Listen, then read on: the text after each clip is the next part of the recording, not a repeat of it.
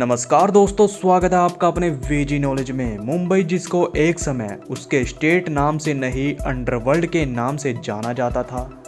एक तरफ जहां फिल्मी सितारे लग्जरी लाइफ जीने का शौक रखते हैं, तो वहीं दूसरी तरफ वो समय भी था जहां अंडरवर्ल्ड डॉन का रहना सहना किसी वीआईपी से कम नहीं था।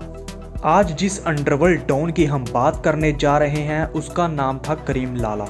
वीडियो को आगे बढ़ाने से पहले हम आपका बहुत बहुत धन्यवाद करना चाहेंगे जो आपने हमारे चैनल को इतना प्यार दिया।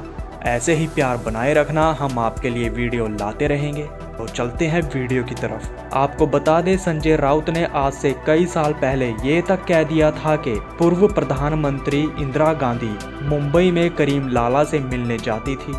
30 के दशक में करीम लाला का परिवार अफगानिस्तान के कुनार से बॉम्बे आया था। परिवार के पास अच्छा खासा पैसा था। करीम लाला का पूरा नाम अब्दुल करीम शेर खान था। कहते हैं और ज़्यादा पैसे और शोहरत कमाने के लिए करीम लाला एक समय पेशावर भी गया था और वहाँ से वो बॉम्बे आ जाता है। सबसे पहले उसने गैर कानूनी व्यापार करना शुरू कर दिया। वो जुए से जुड़ा काम करने लगा। लाला ने साउथ मुंबई के ग्रैंड रोड स्टेशन से लगते ही एक मकान किराए पर लिया। उस मकान को सोशल क्लब का नाम दे दिया गया। यहाँ लोग आते और उनको उधार दिया जाने लगा। उस समय को आते ज़्यादा समय नहीं लगा जब इस क्लब का नाम दूर दूर तक होने लगा। लाला का यह क्लब नामी क्लब बन गया था। करीम लाला का नाम और काम बढ़ने लगा। उसने अब हीरे और जवाहरात का गैरकानूनी काम करना शुरू कर दिया। इसी दौरान 80 के दशक में मुंबई में हाजी मस्तान मिर्जा, वृद्धा राजन भी अपना धंधा जमाने में लगे थे।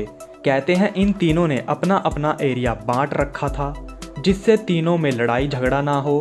तीनों ने काम किया बिना खून खराबे करे। तभी यहाँ मुंबई पुलिस के हेड कांस्टेबल इब्राहिम कासकर के बेटे दाऊद इब्राहिम कासकर और साबिर इब्राहिम कासकर हाजी मस्तान की गैंग से जुड़ जाते हैं। दोनों ने लाला के इलाके में तस्करी का धंधा करना शुरू कर दिया। बस यहाँ से ही लाला और मस्तान की गैंग में दुश्मनी पैदा हो गई। दोनों एक दूसरे के खून के प्यासे बन गए। सड़कों पर पानी की तरह खून बहने लगा। दोनों गैंग के लोग एक दूसरे को मार रहे थे। मुंबई में पठान वर्सेस डी कंपनी हो चुकी थी। 1981 में दाऊद पठान गैंग के एरिया में अपने धंधे को अंजाम दे रहा था जिससे करीम लाला बेहद परेशान था। एक बार मुंबई में दाऊद जब करीम लाला की पकड़ में आ गया तो कहते हैं दाऊद को करीम लाला ने बहुत मारा था। दाऊद गंभीर रूप से घायल हो गया था और बड़ी मुश्किल से वो वहां से जान बचाकर भागा था। गोल्ड कंसाइनमेंट के चलते करीम लाला ने दाऊद के भाई साबिर की हत्या कर दी, जिसके बाद दोनों गैंग में खूनी सैलाब उमड़ पड़ा। दाऊद के सर पर खून सवार था। बताया जाता है जब भी डी कंपनी साबिर के हत्यारों को ढूंढती थी तो पठान गैंग का कोई आदमी नहीं मिलता था। पठान गैंग के आलमजेब और समत खान बहुत ही खूंखार बदमाश हुआ करते थे। तो एक दिन डी कंपनी का हनीफ कुत्ता जो के अरब गली का रहने वाला था, उसको पता चला कि समत खान शिल्पा सवेरी नाम की एक औरत के साथ आने वाला है। कहते हैं हनीफ कुत्ता ने शिल्पा सवेरी को अपने प्लान में शामिल कर रखा था। जब समत खान घर की लिफ्ट से बाहर आया तो 6 से 7 लोगों ने ताबड़तोड़ फायरिंग करनी शुरू कर दी। समत खान के बारे में बताया जाता है कि वो पठान था और लंबा चौड़ा व्यक्ति था। उसको मारने आए लोग उसको गलती से भी जिंदा नहीं छोड़ना चाहते थे। समत खान को डी कंपनी द्वारा मार दिया गया। लाला बीमार रहने लगा था और दाऊद मजबूत होता जा रहा था। दाऊद के भाई साबिर की मौत के 5 साल बाद दाऊद की गैंग ने लाला के भाई रहीम खान को जान से मार डाला। उसको उस समय मारा गया जब वो अपने घर से निकलकर अपने होटल जा रहा था। वो अपनी सफेद एम्बेसडर कार में मौजूद था। उसको गोलियों से छलनी कर दिया गया। ये वो समय था जब दाऊद के लिए जान का खतरा बढ़ चुका था। करीम लाला की गैंग के व्यक्ति दाऊद की तलाश में थे। दाऊद बॉम्बे छोड़ दुबई चला जाता है। हाजी मस्तान मिर्जा को इसके बारे में सब कुछ बताया गया। कई लोग हाजी मस्तान को सुलझा हुआ इंसान मानते थे। किसी किसी ने मस्तान को ये कहा कि अगर ऐसा ही चलता रहा तो दोनों गैंग एक दूसरे को मार देगी और मुंबई का कोई और ही किंग बन जाएगा। तब हाजी मस्तान मिर्जा ने बॉम्बे के बड़े बड़े बदमाशों को इकट्ठा होने की सलाह दी। लगभग 100 गैंगस्टर्स हाजी मस्तान के कहने पर मान गए।